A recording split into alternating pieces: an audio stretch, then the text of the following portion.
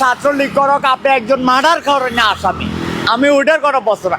আপনার মৃত্যুর পরে কোনো কিছু থাকে না, কিছুক্ষণের জন্য তাকে দিতে হয়, সেই ছাত্রলীগ করুক আর যেই করুক, কারণ এটা তার শেষ দেখা। জানাজা অংশগ্রহণ করতে পারবো না, এটা সম্পূর্ণ একটা মানবতা বিরোধী। কার্ড দিয়ে তাকে নিয়ে যাওয়া দরকার ছিল। প্রতিহিংসার কারণে তো এটা করতে পারে না, সবার জন্য তো আইন সমান হওয়া দরকার। স্বাগত জানাচ্ছি বাংলা অ্যাফেয়ার্সের নিয়মিত আয়োজন পাবলিক অ্যাফেয়ার্সের সাথে আছি আমি ইব্রাহিম আলী।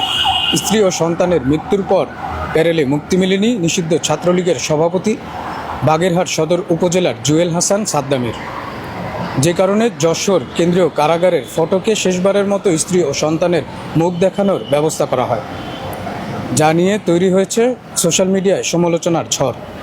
নেটিজেনদের মতে কয়েক ঘন্টার জন্য প্যারেলে মুক্তি দিলে কী সমস্যা হতো, এ বিষয়ে কী বলছে সাধারণ মানুষ, চলুন জেনে আসা যায়।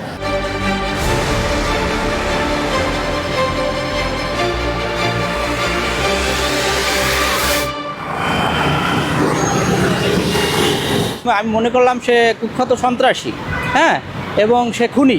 তারপরও তাকে নিরাপত্তা দেওয়ার মতো কি যথেষ্ট আমাদের কোনো আইনি ব্যবস্থা নেই? তাকে এই সুযোগটা অন্তত দেওয়া উচিত ছিল। তো আমরা দেখেছি যে সর্বদিক থেকেই একটা দেশ অস্থিতিশীল পরিস্থিতির মধ্যে আছে। এটা কবে নাগাদ ঠিক হবে আল্লাহ তাআলাই ভালো জানে। যতই হোক, আপনার ছেলে যদি মারা যায় বা আপনার স্ত্রী সন্তান বা বাচ্চা কেউ মারা যায়, আপনি যত হোক কিছুক্ষণের জন্য তাকে দিতে হয়, সেই ছাত্রলীগ করুক আর যেই করুক, কারণ এটা তার শেষ দেখা। আমরা দেখছি আরো বিগত সময় যে আসামিকে কিছুক্ষণের জন্য নিয়ে যাওয়া হয়েছে, তো এটা কিন্তু মানবতা বিরোধী কাজ হয়েছে সরকারের পক্ষে। কার্ড দিয়ে তাকে নিয়ে যাওয়া দরকার ছিল, কারণ একটা মানুষ মারছে, তার সাথে শেষ সাক্ষাৎ বা দেখা এটা দরকার ছিল। এটা কোনো দিকে ঠিক হয় না কাজটা। সে যেই দলেরই হোক, আমি কোনো দলের পক্ষপাতিত্ব না। সেটা হচ্ছে যে তার স্বামী কারাগারে এবং মারা গেছে, তো এখন তার স্ত্রী যদি আত্মহত্যা করে থাকে, তাহলে এটা জানাজা অংশগ্রহণ করতে পারবো না, এটা সম্পূর্ণ একটা মানে মানবতা বিরোধী। এটা অ্যাকচুয়ালি জাতি কখনো এটা অ্যাকসেপ্ট করবে না। তো এটা সরকারের উচিত ছিল যে তাকে জানাজা অংশগ্রহণ করতে দেওয়া। এটা একটা মেন ফ্যাক্ট যে উনি ছাত্রলীগ করতো, এই জন্য হয়তো প্যারোলে বা মুক্তি দিয়ে তার জানাজা অংশগ্রহণ করতে দেওয়া হয়নি। এটা দলীয় যেটা সত্যি কথা দলীয়গত এফেক্ট। এটা ছাত্রলীগ করক, আপনি একজন মার্ডার করেন না আসামি, আমি ওইটার কথা বলছি না। আপনার মৃত্যুর পরে কোনো কিছু থাকে না। ক্ষমতা আছে বলে আপনাকে আমি দিলাম না, এটা কোনো কথা না। ক্ষমতা চিরজীবন থাকবে না। আজকে ইনুস আছে, কালকে ইনুস তো কই যাইবো গা, কালকে ইনুসে কেউ সালামও দিব না। এটা আমরাও তো হইতে পারে, কালকে আমার ওয়াইফও তো হইতে পারে, কালকে আমার ছেলেবেলাও তো হইতে পারে। নাই করছে আমি জেলে গেছি, আমার মার জন্য আমি না মাঝে শরীক হইতে পারি না।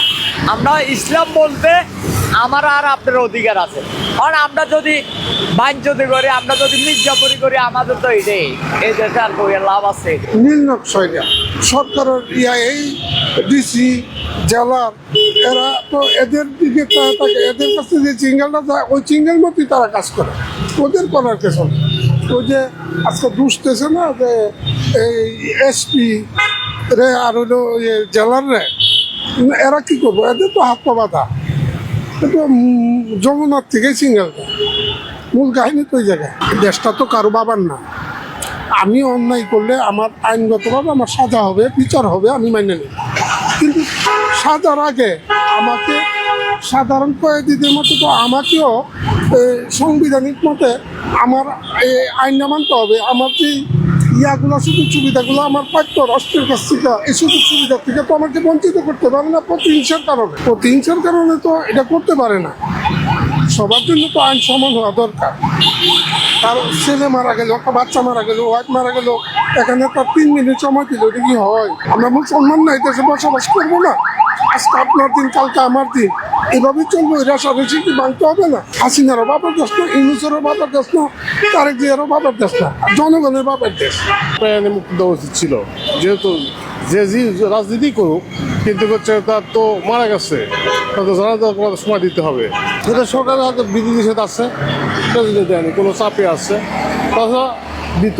যেহেতু এখানে তার স্ত্রী এবং সন্তান, হ্যাঁ, অভিমান করে হোক, রাগের বশে হোক, হ্যাঁ, মানুষের সামাজিক অপমানের বোধ থেকে হোক, হ্যাঁ, এই বঞ্চনা লাঞ্ছনার শিকার হয়ে কিন্তু তার স্ত্রী আত্মহত্যা করেছে। মূলত তার সন্তানকে আগে হত্যা করেছে, তারপরে তিনি নিজে আত্মহত্যা করেছে বা গলায় দড়ি দিয়েছে, যেটাই হোক।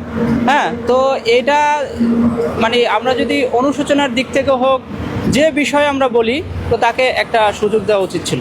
একটা মানুষ মারা গেছে, যতই হোক, যতই দুনিয়াতে খারাপ মানুষ, সে তো মারা গেছে, সে তো একটা মানুষ, আর বাংলাদেশের সাধারণ জনগণ হিসাবে মানে আপনার তারে তো আমরা মানে জানাজা দিতেই পারি, যে জানাজাটা দিতে দেওয়া হয় না। আর সে তো এই দেশেরই জনগণ, যে মারা গেছে বা আত্মহত্যা করছে সে তো এই দেশেরই জনগণ, তো তারে যেটা দেওয়া হয় না, আমি মনে করি যে এই কাজটা ঠিক হয় নাই। যশোর জেলা প্রশাসকের দাবি, সাদ্দামের পক্ষ থেকে প্যারেলের জন্য কোনো আবেদন করা হয়নি।